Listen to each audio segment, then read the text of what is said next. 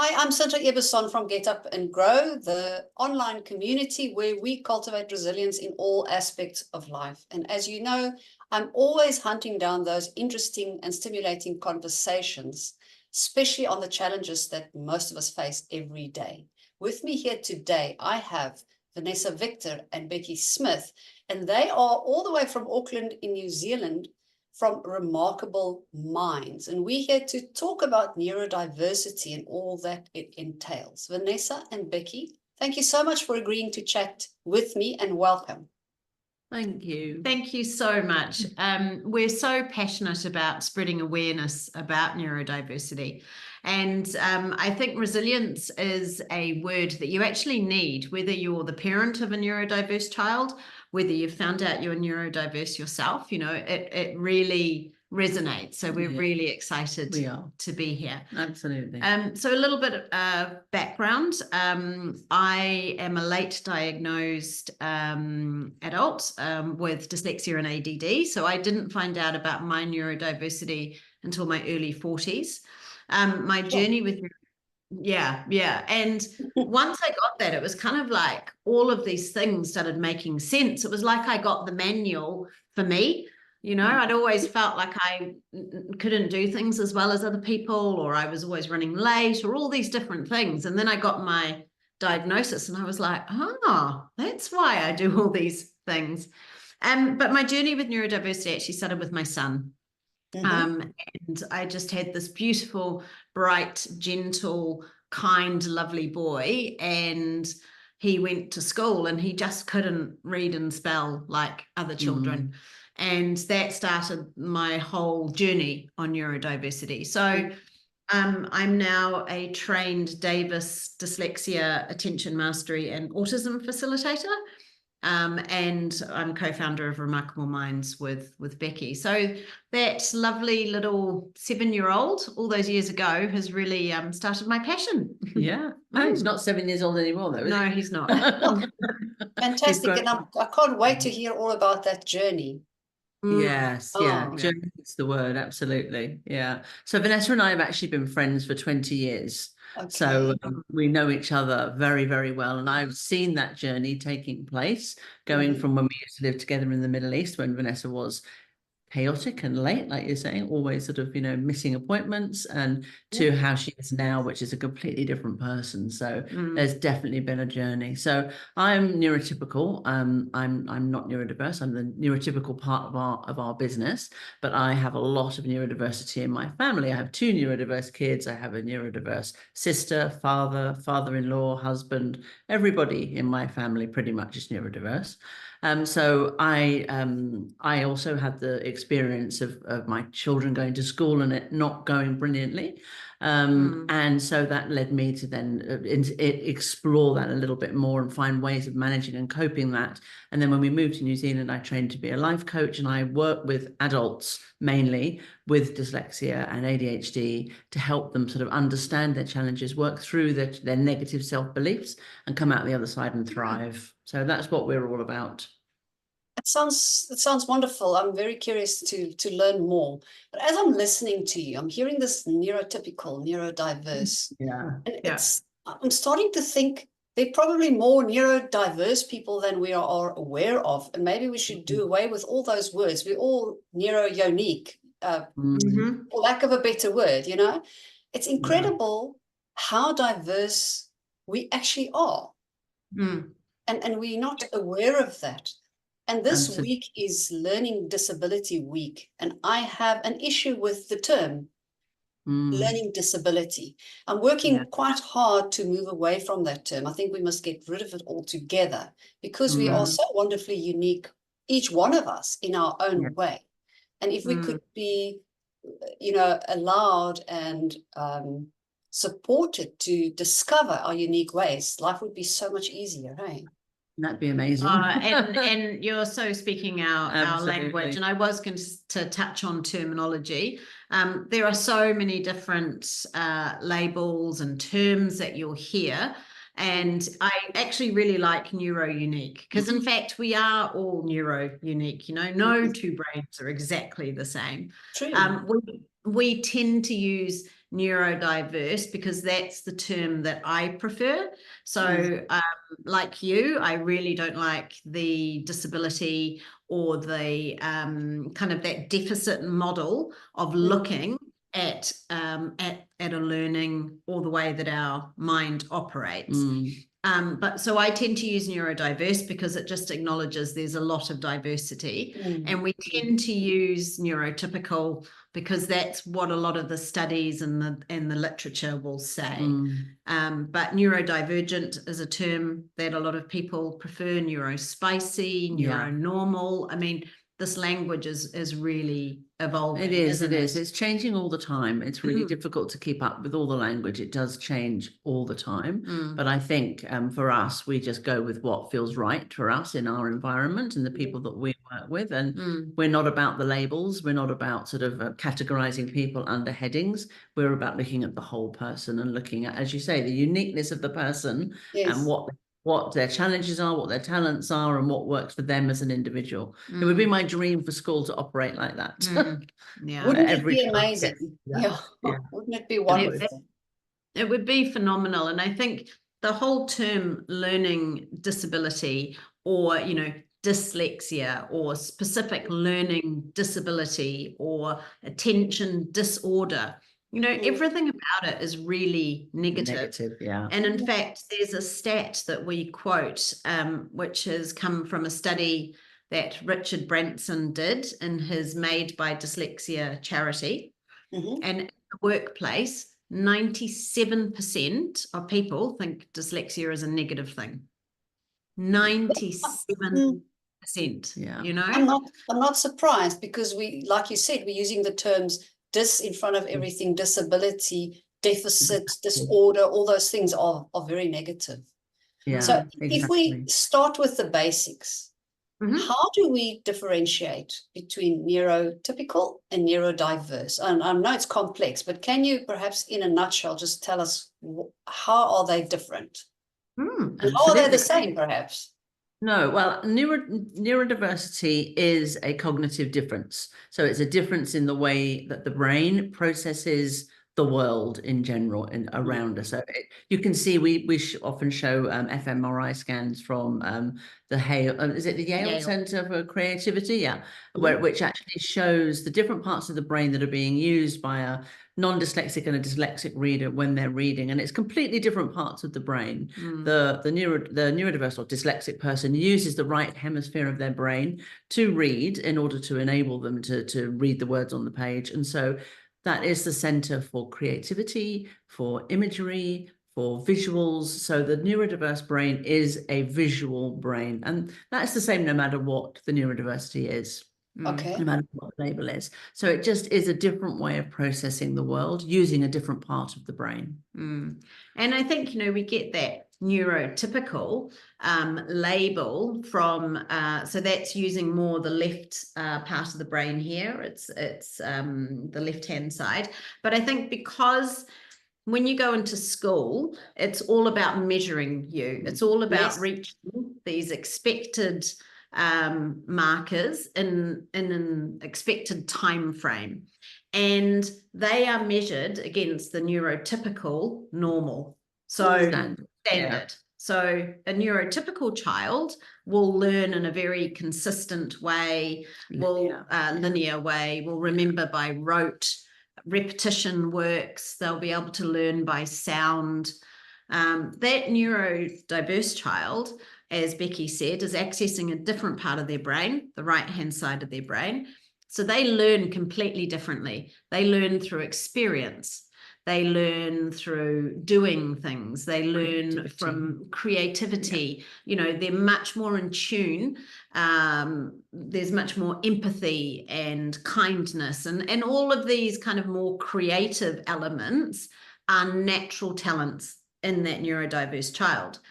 But of course, you go through school, and we have spoken to so many adults and so many children, and I'm not too sure what it's like in South Africa, but here in New Zealand, they try and call the reading groups like maybe after trees or maybe after colors or maybe after birds. You know, there's not the top reading group and the bottom reading group anymore. but every single child in that classroom will know who can read and who can't. Yeah. Every single child in that classroom knows who's like the clever one and who isn't, because our system is set up to compare, isn't it, with the standard. So actually that starts really early. Really, we have children coming in who are 6, 7, 8, 9 saying, I'm dumb, you know, I'm just not as clever. Already they've picked up this belief that there's something wrong with them, you know, that they're not as good as everybody else. And that doesn't leave them. Unfortunately, those experiences that they have at school are then carried through school and reinforced throughout school. They can't keep up and they can't manage in that linear way. And then they come out of school and those beliefs are internalized as real deep negative self-beliefs. So it can be really damaging. You know, all of this comparison and the way that the school is set up in that linear fashion for neurodiverse people. We always say, don't we, if the schools gave awards for empathy and kindness, neurodiverse kids would be, you know, getting all the gold stars and winning all the cups. But unfortunately, that isn't the way that it's set up. But it is that structural difference. And it's kind of like if you think about the difference between an electric car and a petrol car, you know, both cars, they both transport you, but the way they operate on the inside is completely different. Yeah. And that's what it's like for the neurodiverse versus the neurotypical brain. And I think the school system, what's very sad for me as somebody who focuses a lot on trauma, is a neurodiverse child who has to function in this system, which is not accommodating. And there's a repetition of it for 12 years. A child has to go through this system. And I think it's very traumatic. I actually go as far to say that it's child abuse, the traditional schooling system, because it's setting a child up for failure year after year after year after year. And that is stuff that we carry with us our entire lives. Simply because our systems are outdated. Our systems aren't robust enough to accommodate everything. It's tragic. It is. And there are some really sobering facts around PTSD and school experiences. There was some research done that showed that 65% of dyslexic, specifically adults returning to school in the context of that with their children, experience PTSD by returning to the school environment. And that doesn't matter how well they did in school or how well they did academically afterwards. The academic achievement made no difference to the stats. 65% of people, dyslexic people, experience PTSD from returning to school. They're basically re-traumatized.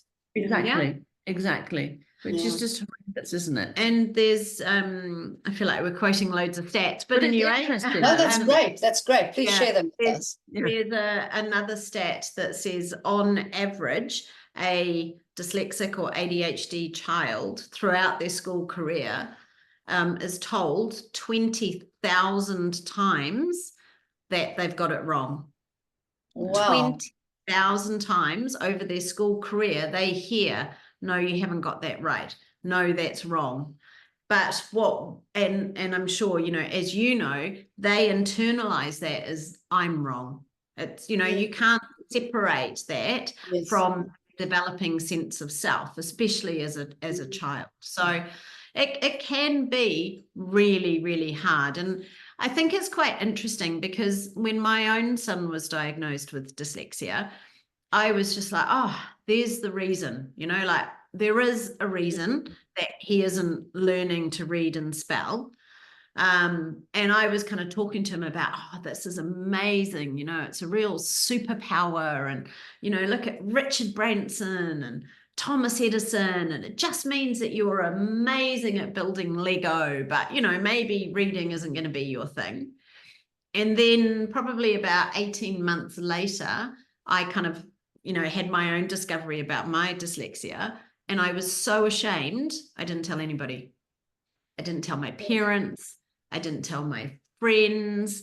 So can you see that it was incredible? Like I was proud for my son. I'm like, look, isn't this amazing? But as soon as it was me, I was like, oh my gosh, I feel like there's something wrong with me. And I was so ashamed I didn't want to tell anyone. So it can be a real journey as a parent. You know, accepting your child's neurodiversity, and we will talk about that, because I think there's some things you can do as parents that help, because it is a real journey, and some of it is grief, because school isn't going to be as easy for your child, unfortunately. But yeah, then you kind of almost need to go on your own journey at the same time as well, because there's a lot that you need to reconcile. Trauma and stress and anxiety and all sorts of things that you start realizing that you aren't the same as everybody else. And as a species, we're not designed to do that, right? Are we? We're not designed to be the one that's out of the herd, you know, on their own. Going it in, don't we? Absolutely. Yeah, I do think that parenting neurodiverse children is a really unique experience, and something that can be the thing that makes a world of difference to a neurodiverse child in school. We as parents have the power to change that school experience for them, if you really understand it and you really know how to do that. So yeah, I'd love to sort of touch on that a little bit in a minute, maybe. Vanessa, I think it's so beautiful that you told us how you jumped in and took on the parenting role with so much strength to support your son and empower him and look for the good and the positive things in that. And as I was listening to that, a question came up that I think both of you need to answer is, how is it different for a neurotypical parent to support a neurodiverse child than a neurodiverse parent to support a neurodiverse child? What a brilliant question. That's probably one of the best questions we've ever had. That is a really good question. And it is different. It really is different. And we can really speak to this, because when we were in the Middle East together, we were, you know, our kids were at the same school. In the same class. And for me, as a neurotypical person, I've had a brilliant experience at school. I loved school. I went to boarding school. I loved it. It was right up my street. And, you know, you didn't have too bad a school experience, did you? But it was still destabilizing a lot of the time for you. And the interesting thing was, it was one particular time when we had to go into the school to speak to the head of the primary school, I think she was at the time, about something that was going on in the classroom. And I remember going into that meeting room and sitting there and saying to the teacher, look, this is just not good enough. We're not happy about this. You know, we really want to talk to you about it. And I looked over to Vanessa and she was just like deer in the headlights. And then we finished the conversation and she was just in tears. And I was crying. I couldn't speak. I was crying so much. What's wrong? What's wrong? I didn't know her that well at the time. So I was like, what has happened? What was going on for you in that moment? The stress. And I think that's it, right? I wasn't, I didn't have a terrible time at school, but because my neurodiversity wasn't diagnosed until much later, I was always a little bit confused. And I was always not quite sure, was I doing the right thing? Was I going to be able to remember the information? You know, I was never really confident. I was never confident in school. And being back in front of a teacher, I mean, honestly, it just took me back to that complete lack of control, feeling like I just didn't know what was going on, that I wasn't as capable as the other children in the class, and I honestly could not speak. And I think it was a really interesting experience because, you know, and we often say to parents, you need to be the advocate for your child, because teachers don't actually know that much about neurodiversity. And I remember the number of people that said to me, but you know, like, you're his mum, just trust what you know. And I remember sitting there thinking, I don't trust. I mean, I can't trust what I think and feel, because I just didn't know if it was right or not. And I think you could advocate really well for your children and speak in a way that got the point across clearly, you know, could hold your own if the teacher challenged you. And as we've just said, I was a complete mess. I just couldn't do it. So I think it's quite interesting. You almost need to do your own internal work first and come to terms with it yourself before you can then go and advocate for your child, I would say. What would you say? I would say that it's complex, actually, because I think being a neurotypical person, there are expectations. You know, I had a great school experience. And so I expect my kids to have the same school experience that I had.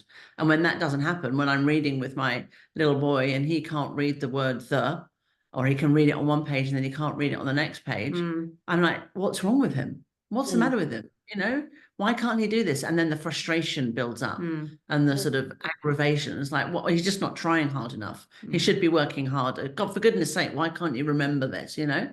So it's that all those expectations of milestones that should take place and should happen, and then they don't. And then that can be really confusing and really overwhelming, because you're like, what's going on? And of course, we were in the Middle East as well. So there was not a lot of information. I think now the wonderful thing is there's a lot more information available around what neurodiversity looks like and how you can best support it. But at the time, for us particularly, that there just wasn't that information available. And so there was a lot of confusion.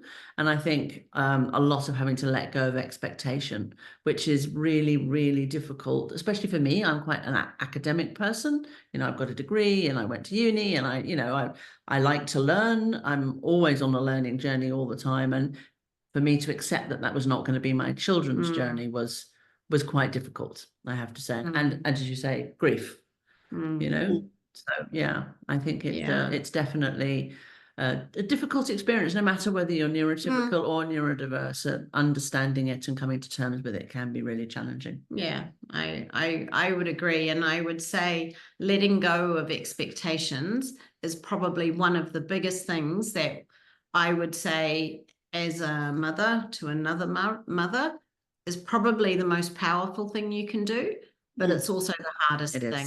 It is. And, you know, I was trained as a dyslexia facilitator. I'd learned about my own dyslexia. I was, you know, had done some work. I was in a really positive place.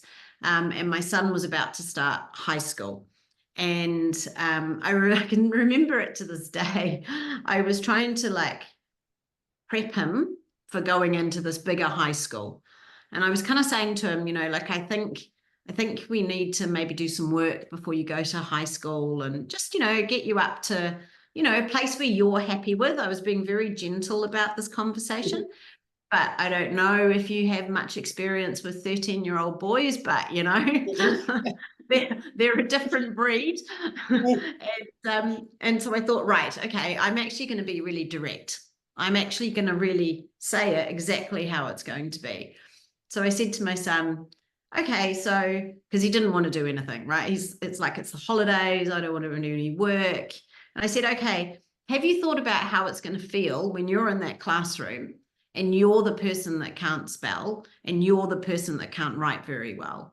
Have you thought about being in that classroom with all of those children and everybody else being able to write neatly and well, and you can't? And he turned around and he looked at me and he said, the thing is, Mum, that bothers you. It doesn't bother me. Wonderful. Yeah. I know, right? Now, that there shows how clever he was. And because he had exactly right. I hadn't let go of that expectation. I was still hanging on to that expectation that I wanted him to do what other kids could do. Yeah. You know, so it's a real journey. And I think if that's one of the things you can do, it takes time. It does take time. I've got a 16, nearly 17-year-old ADHD son still at school. Even now, when I get that email from school saying your son hasn't completed this piece of work, I get a little, then I'm like, oh, well, you know, he'll do it in his own time, in his own way. He's not going to do it in a linear way.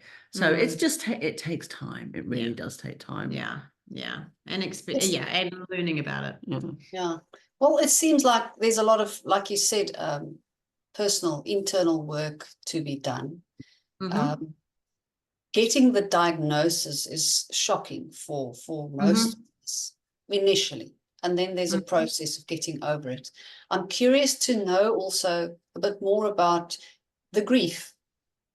Are we talking about the loss of what we expected things to be, the dreams we had for our children? How we kind of thought parenting would be and raising our children would be.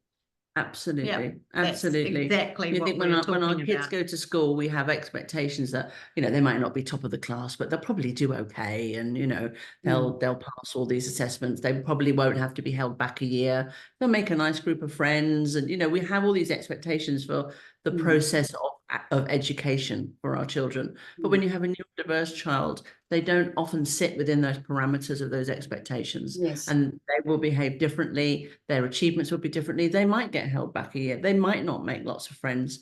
They might get in trouble, or they might be the one that's bullied. You know, there might be a lot of stuff going on that you never expected to happen to your child at school.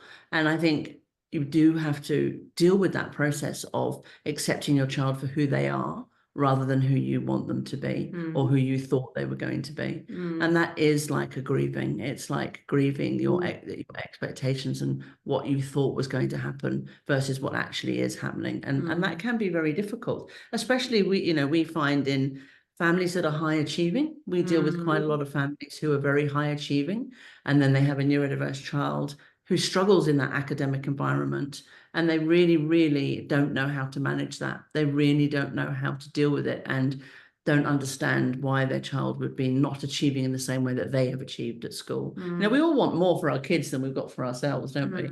You know, we all want them to do better than we did. And that is not going to happen usually for a neurodiverse child unless they have the right support around them and parents that really understand them. Then anything's possible. Yeah, it's not they can't academically achieve. No. It's just saying that it might be a different process to what you were expecting. Talking about support, how does it impact a family or a household? I'm thinking, even if you have a family and some of the members are neurotypical and some are neurodiverse, how does it impact day-to-day living and on the practicalities of a household?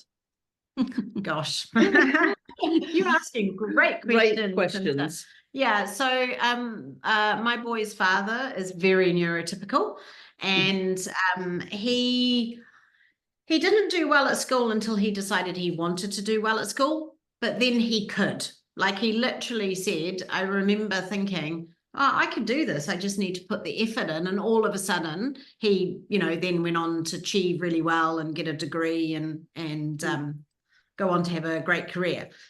So for him, it was really hard to understand that it wasn't down to a lack of effort, that if the boys concentrated more, if they just tried harder, they would be able to achieve what was needed to be achieved. So, and even when we understood about the dyslexia, so one son has dyslexia and one son has ADD, and very different journeys. The dyslexic son tried really hard, but really struggled with the reading and spelling and writing. The ADD son was actually very capable, but didn't try.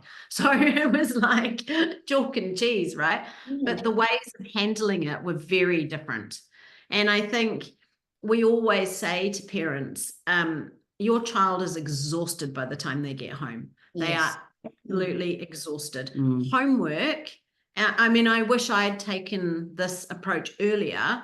Homework doesn't help a neurodiverse child learn. You're much better to go and bake something together and talk to them about, volumes. It's that experiential visual learning, and actually help them understand that learning can be fun and joyful, because at the moment, the only thing they're experiencing is learning is stressful. And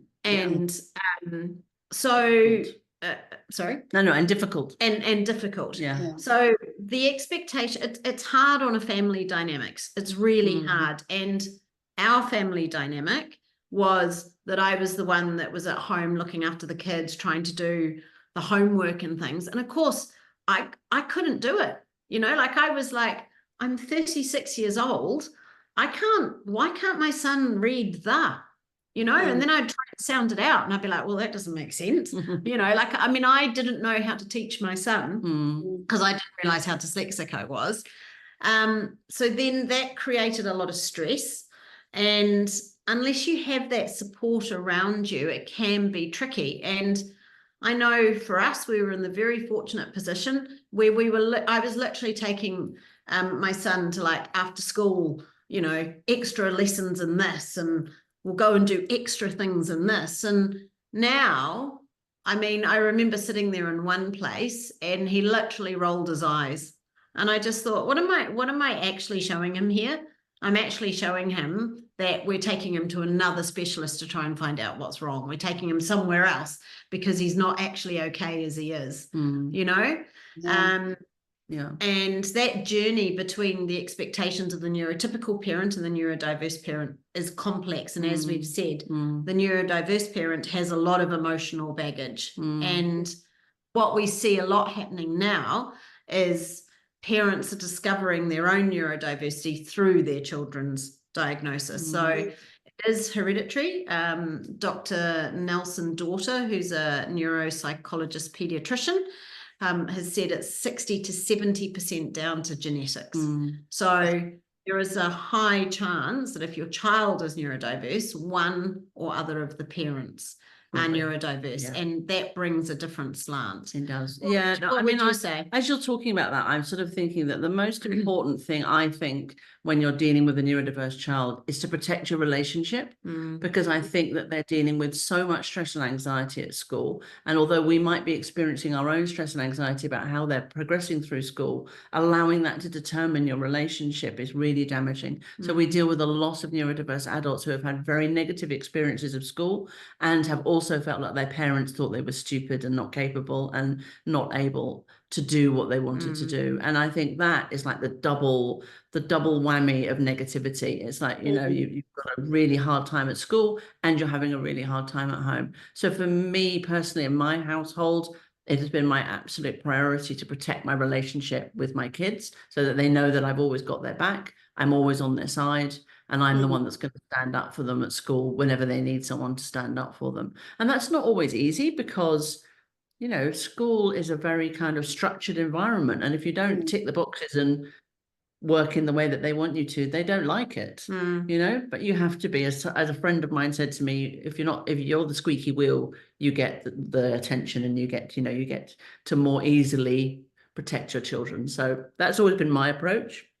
And I do think that having neurodiversity in the house can cause a lot of frustration and can cause a lot of stress amongst the family members. Like Vanessa was saying, you know, people deal with it differently. So if you've got an ADHD child that's disorganized, their room's messy, they're always leaving all the plates and things in their room and they never tidy up after themselves.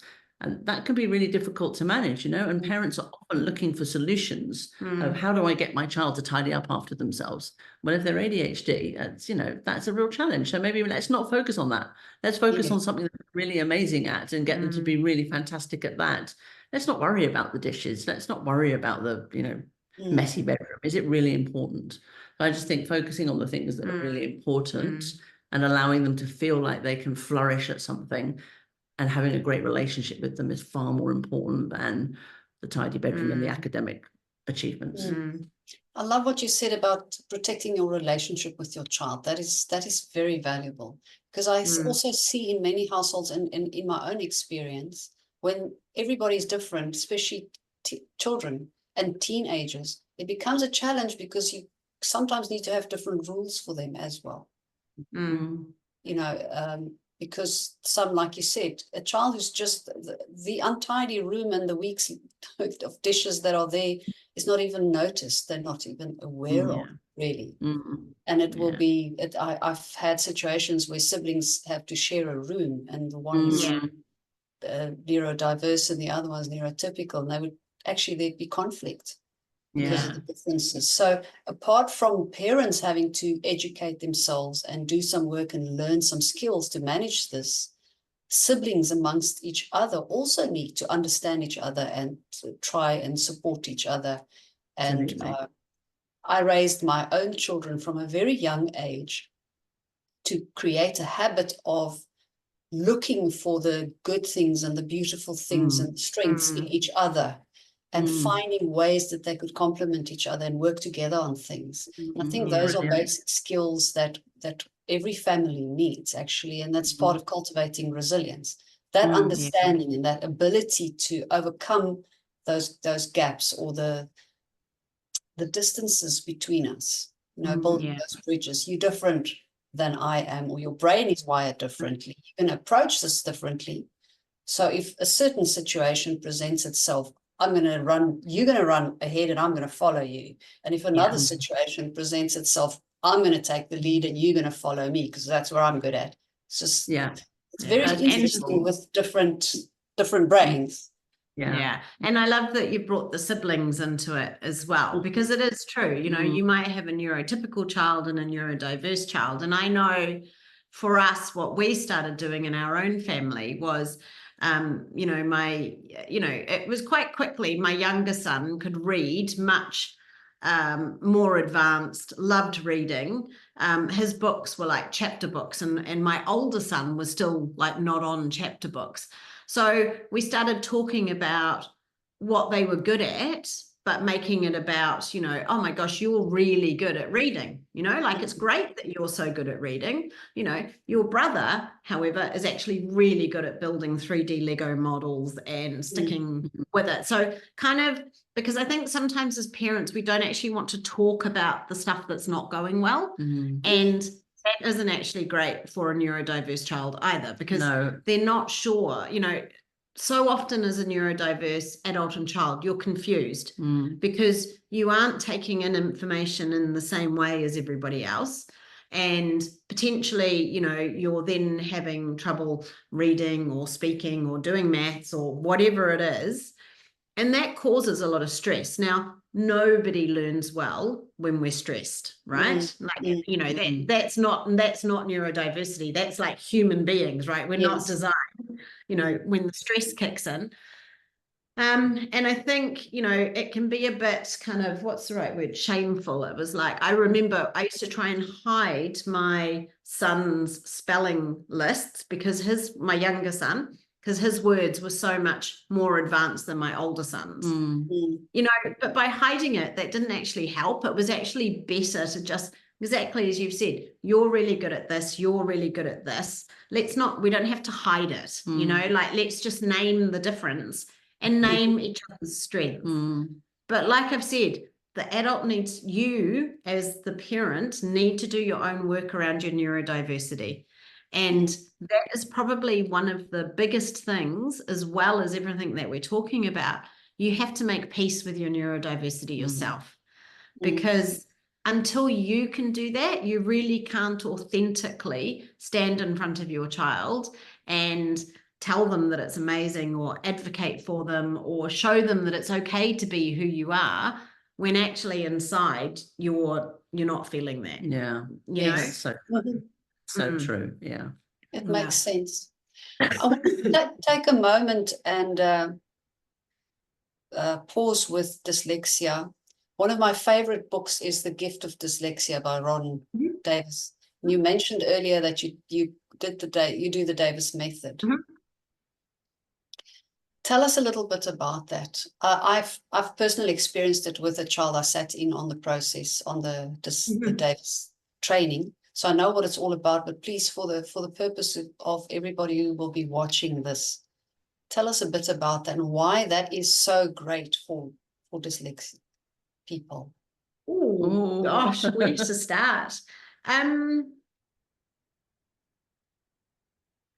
I think for me, so I came across the Davis methods because my son went through a program.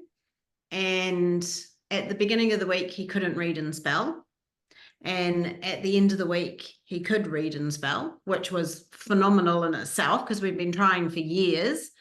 But even more than that, it was kind of like he was comfortable in his own skin.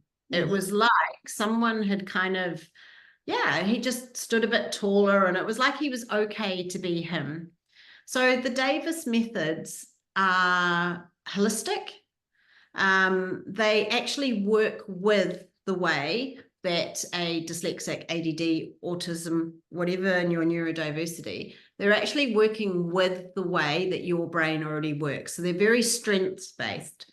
So the Davis philosophy is your brain is visual and experiential and kinesthetic. So let's show you how to use that to learn, because actually once you unlock that, learning can become easy. But probably the other element is that it deals with the stress and learning. So one of the biggest things that we do in a Davis program is help turn off that confusion and stress. And there is a reason that you get confused by symbols, whether that be letters, whether that be concepts like time, whether that be numbers. And it's to do with that visual brain. It's being able to see things in 3D. Yes. So the Davis program, as you know, uses clay. So we actually learn in 3D as well. And I think because it's been developed by someone who is autistic and dyslexic themselves, they've really walked that path.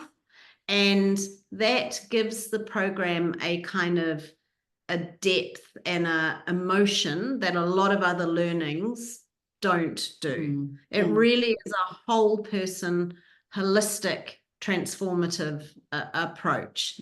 And it's like magic. I mean, it sounds too good to be true, you know. It is absolutely brilliant. I can vouch for that. Yeah.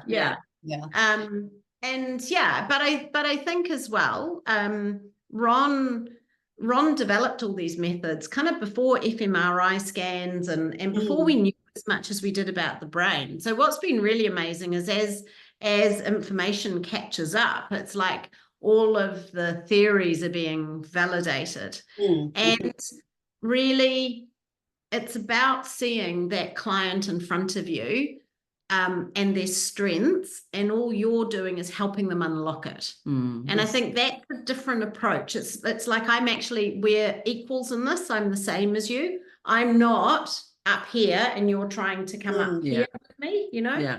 Yeah, I don't know. Is there anything else you'd like to add? I think it's great. I think it's an amazing program. I see so much benefit from it with the clients that we work with, and the methods are just so different to anything else, and the way that it sort of works with young people and with adults as well. And I just love that you can use the same methods to learn anything. And it really is such a powerful way of learning when you're neurodiverse. So I think it's amazing. I think there's that beautiful saying, I think it's by Einstein, but what is it? If you keep doing the same thing, you'll keep getting the same result.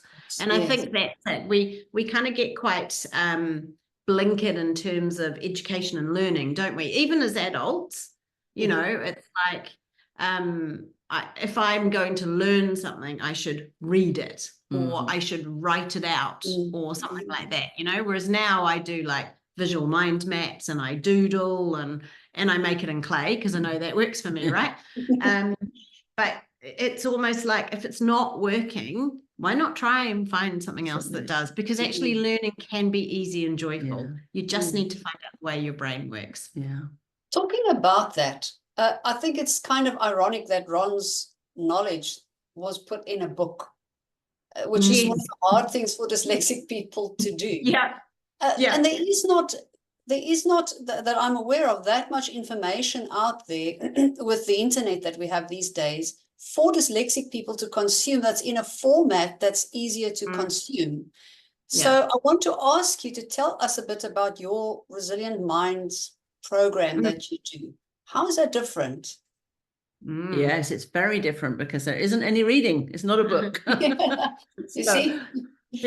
And there's no worksheets. There's no worksheets. There's no homework. There's no. It's very different. So it's the Resilient Minds program, is a 6-week small group coached program. So the small group is really, really important because we find that getting small groups of neurodiverse adults together who have felt very alone and very isolated and very happy with themselves and who they are, when they get together in a group of people and they experience people sharing their stories and people that have had the same experiences of them as them, is actually life-changing. It's really cathartic for people to hear the experiences of others and feel not alone. So that's one part of it. But the way that it works is that we have small videos, sort of 5-10 minute long videos that they watch. And then we have a kind of a little exercise where you might observe a behavior, observe a pattern, observe something in your life and notice it. And then we come to a call when we all get together in a small group and we discuss what we've noticed and we discuss what we've learned. And we go through a process over the 6-week period of reconciling some of that stuff that's happened to us before. So really looking back at why things have been difficult, where it all began. And we find that that week, when we talk about a lot of that stuff, can be very emotional for people. They really, really do dive deep into what happened and where it all began. And then we go through negative self-beliefs and where they came from and emotional regulation and lots of different things coming out the other side, building self-trust and self-confidence. That's what it's all about. So that's the process. And it is really different to anything else out there because, as we said, there's no reading, there's no workbooks. It's all about people. It's all about connection. We maintain a small group together and we support each other through the whole process. And I think, yes, I've learned how to manage my time. Yes, I've learned how to focus. Yes, I've learned to do maths, which was a revelation for me because I could never do maths, right? But the biggest changes were actually learning that I could trust myself and that actually I was capable and that I didn't need to feel so alone or scared or overwhelmed, because that was my constant. Now, you wouldn't have recognized that from the outside. From the outside, I appeared very confident. I was very outgoing, very chaotic, missed deadlines and forgot to, keep Becky waiting for an hour because I'd forgotten that I was meeting her or whatever. There was a lot of chaos, but I looked like I was having a fabulous time. Having a fabulous time. You did. But the inside was very, very, very different. And that to me is actually the key. It's like, it doesn't matter what apps you have. It doesn't matter if you've got a great planning system. It doesn't actually matter if you have all these external things, because if inside you truly believe that you're less than other people, which is what I used to think, it doesn't actually matter what's out there. So this is a real internal journey about those picked up self-beliefs. And, I think in one of the courses we talk about mistakes. Now, I will, not so much now, but for many years in my life, if something went wrong, I would believe I'd made a mistake. That is my first thought. I've done something wrong. I've got it wrong. I've put the wrong address on the package. I've got the wrong time. And it was a revelation to me when Becky said, well, why would you assume that? Wouldn't you assume that the other person had made a mistake? And I was literally like, what do you mean the other person would? But it's me. I would be wrong, Yeah. And this is the type of the way that these really deep-seated self-beliefs play out. And being able to remove those and be free from them is just phenomenal. I mean, we just love it. We had a coaching call earlier. We did tonight. It's fantastic. And people don't talk about how you think. Yeah. Especially when you're an adult, right? Because we're all adulting, aren't we? We are. So, we're all like busy being adults. We're all busy being adults, being parents or employees or wives or husbands or mothers or appearing to have it together. Yes, exactly. And it's amazing when we start these conversations and start talking about what's going on inside these people's brains and how they're actually thinking and feeling, because neurodiversity, between the two of us, how would you know which one of us was dyslexic and ADHD? No, you wouldn't. It's a hidden difference. No. So our course is very much based in that experience and connection and human connection. Human connection. Which I think is different. So we use a lot of visuals. Yes. It sounds absolutely wonderful. I want to ask you, I know of several cases where children specifically, and I think adults too, with dyslexia, for example, have not been diagnosed, but they came up with ways to mask it, to hide their struggles and their challenges. they find a way, an alternative way of doing something, or incorporate something that would help them. So they kind of manage to get along, and they kind of manage to still function in the school environment, and nobody is any the wiser, because, you know, they actually get good at hiding the things that they are struggling with. I know of a number of cases like that. And then, of course, adults who've never been diagnosed, who find ways to accommodate their shortcomings, if I can use that word. I'm hesitant to use that word because I'm thinking of deficits and I don't like it. Yeah. Do you see that a lot? Yes. Not in your heads. Absolutely. All the time. And the consequences of that can be really serious, actually. You know, actually hiding who you are all the time, even as a child, that's really damaging, isn't it? You know, not being able to be yourself.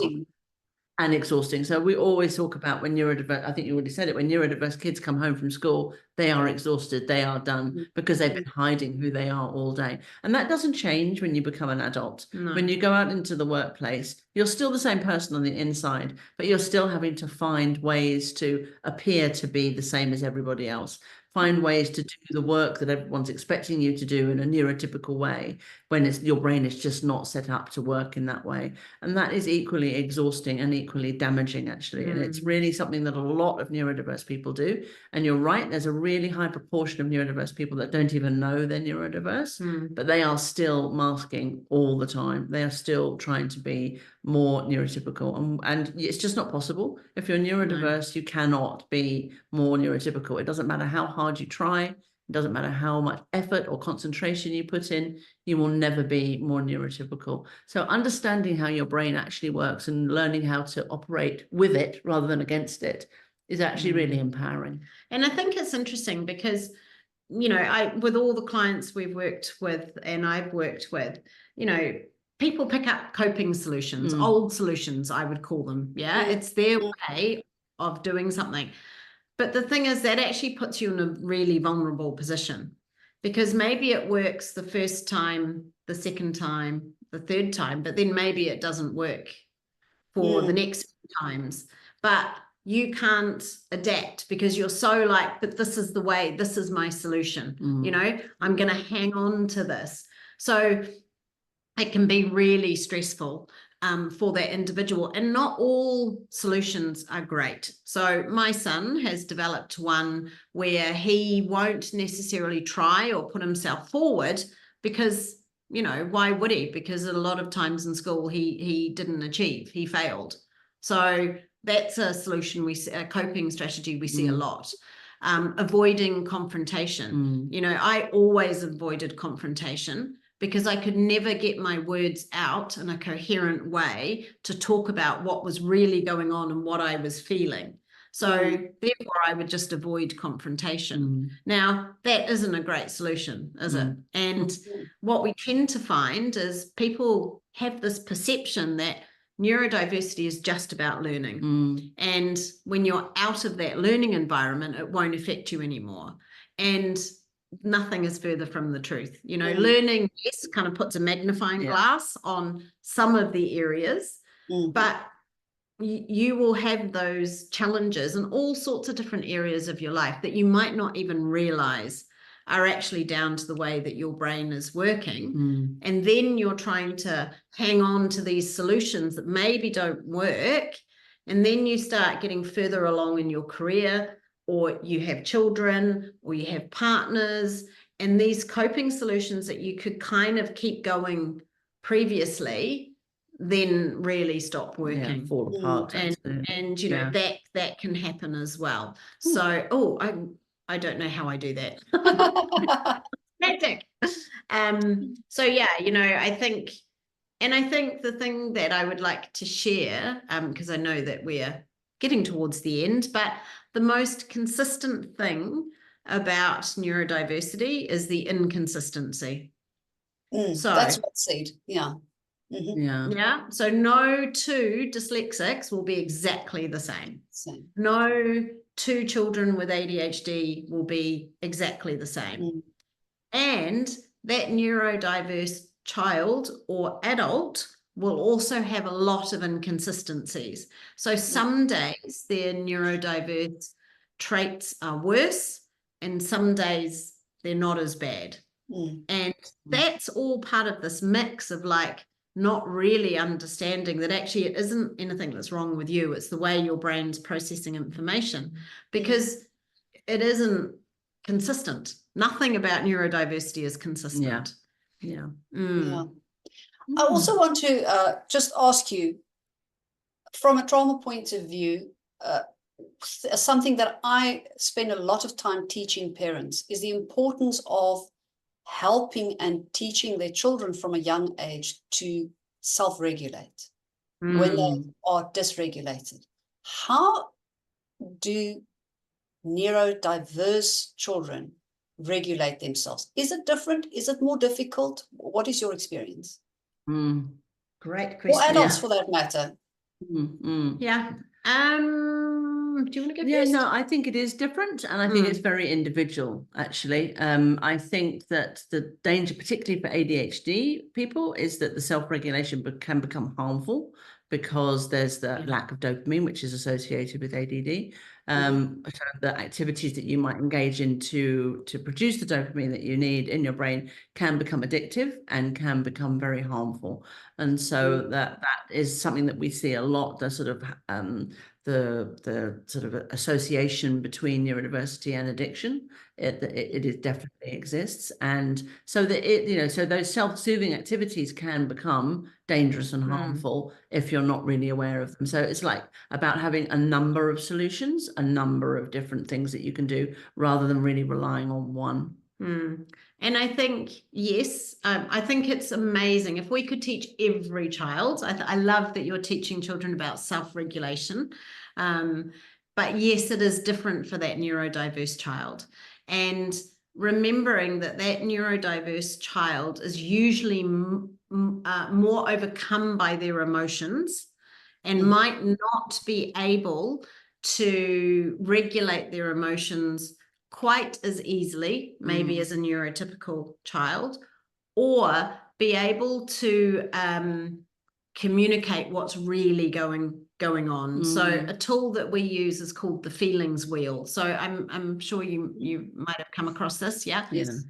And I actually think one of the most powerful things you can do for neurodiverse children is kind of starting getting them in touch with, okay, what is it in here, and then let's find the word out here, because then you can maybe start that self-regulation process.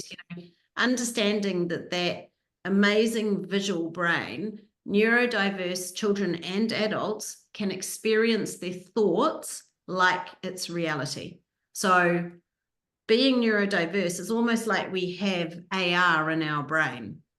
So, and finding ways, and I think, as Becky said, it's different for different people, but finding ways to kind of bring out of that confusion and ground them.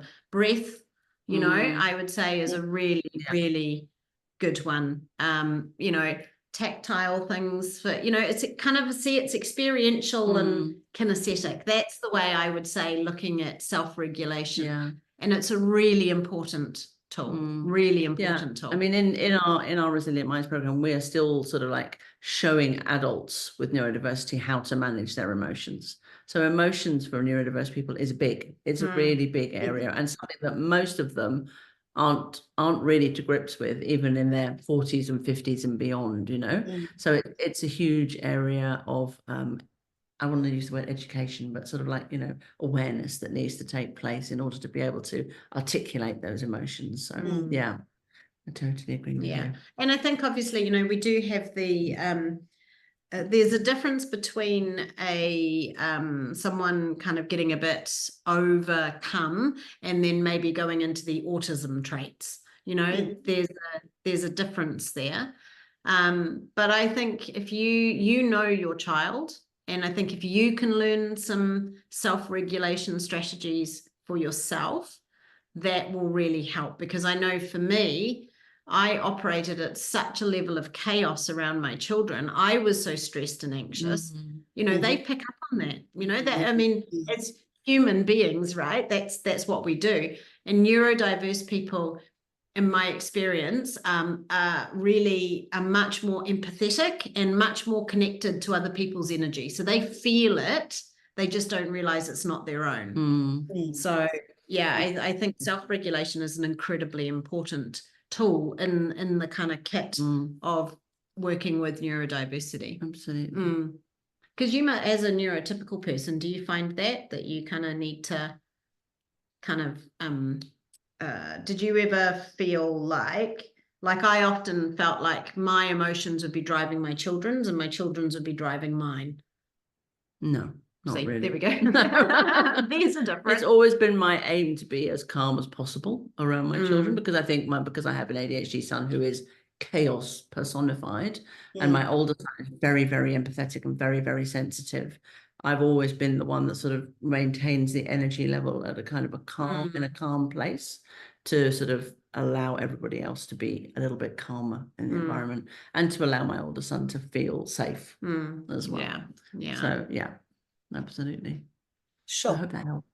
Well, this has been a remarkable conversation about remarkable minds. I love your name. Thank you so much for sharing so much of your wisdom and your experience. I really appreciate it. In closing, can you give us a golden nugget of advice, each one of you? What would you say to people out there who are feeling overwhelmed by neurodiversity? I would say you're not alone. You know, it's between 20 and 40% of the population are neurodiverse. You're not the only one that's experiencing these highs and lows and these challenges. Find your tribe, find people that are like you, and connect with them, because it will make a world of difference to you. And come and work with us, because we'd love to help you. Gosh, what would I say? What's a nugget of wisdom? I've got so many. I'm ADD. I've got like 10. So I'm just trying. Just pick one. Just try and pick one. I would just start giving them. We'll stop you. Yeah. Exactly. At midnight. Exactly. I would say, okay, I'm going to choose two. Because I can't possibly get it down to one. I'm really sorry, sister. No, that's fine. First one is find that person, that person who believes in you, who can see you, who can help you stay steady, who can understand your quirks and help you understand yourself. So I think that's the first one. As Becky said, don't do it alone. Whether that's a counsellor, a therapist, whoever there is, you need someone outside of yourself to help you through this. So don't do it on your own. Find that person. The second one is learn how to trust yourself. That journey of, the most important relationship actually is with yourself. And I think, especially when you're a mother and you've got children who are struggling, it's actually that journey with yourself first that's going to help your children the most. So I think finding that journey to really understanding the way that your brain works, that you're not broken, there isn't anything wrong with you. You've got amazing strengths. You've got incredible talents. They just aren't going to always follow the way that is expected in life. But kind of hang on to that and make peace with that. That's actually really helpful for everybody. For you, for your children, for your partners, your colleagues, everybody. Very good.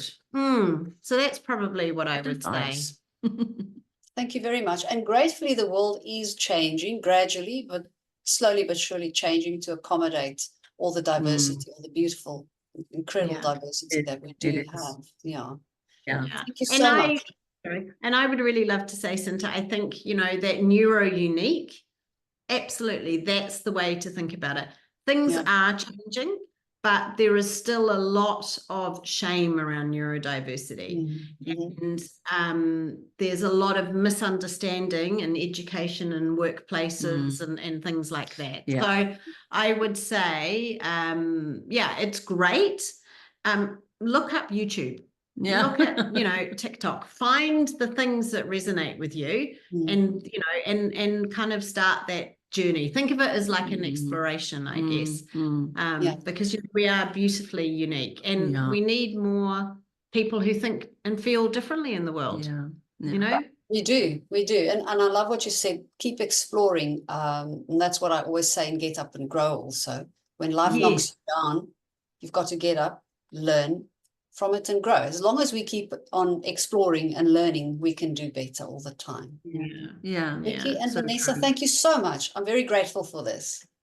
Thank you. Thank you. It's been lovely to meet you. And I really love all the work you're doing as well, Sinta. Absolutely. So it's been a really amazing conversation. So thank you. Very enjoyable. Thank you very much for having us. Thank you.